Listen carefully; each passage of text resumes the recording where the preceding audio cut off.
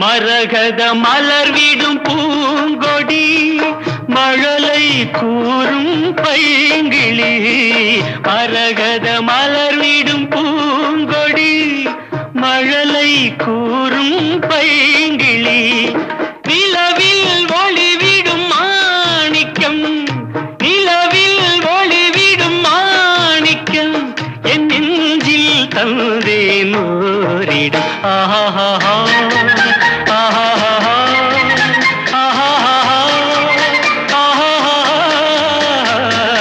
அவள் ஒரு நவரச நாடகம்